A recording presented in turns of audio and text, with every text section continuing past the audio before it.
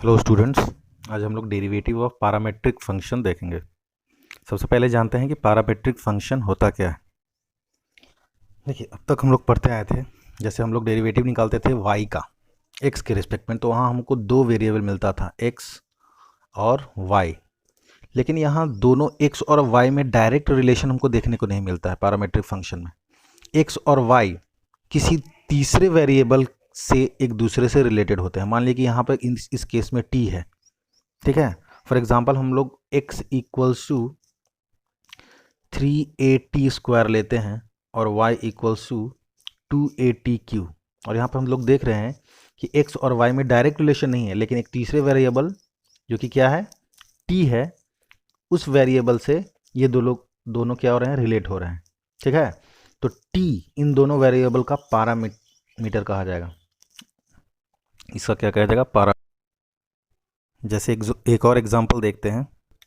देखिए, इस केस में x equals to a cos theta, y equals to a sine theta. यहाँ भी x और y डायरेक्टली रिलेटेड नहीं है, यहाँ पे थीटा के जरिए ये दोनों रिलेटेड हो रहे हैं। यहाँ पैरामीटर क्या होगा, थीटा।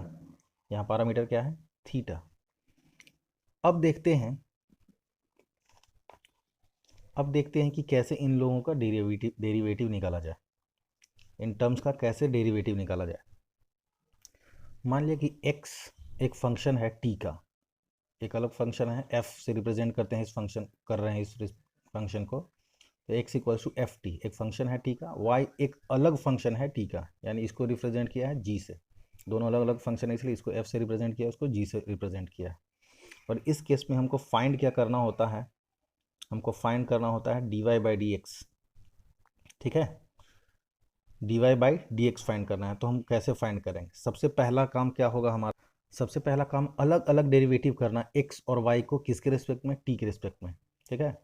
जिस तरह से y एक फंक्शन दिया हो रहा था x के रिस्पेक्ट में, तो y को किसके रिस्पेक्ट में डिफरेंशिएट कर सकते थे, x के रिस्पेक्ट में। उसी तरह से x एक फंक्शन दिया हुआ है t का, है ना। तो x को किसके रिस्पेक्ट में डिफरेंशिएट करेंगे, t के रिस्पेक्ट में करेंगे। और जिस तरह से dx बाई dt निकाला, हम लोग y को भी t के रिस्पेक्ट में डिफरेंशिएट करेंगे। तो अगला स्टेप हमारा वही होगा। तो अगले स्टेप में हम क्या करते हैं, dy बाई dt फाइंड करते हैं, ठीक है। और फाइनल स्टेप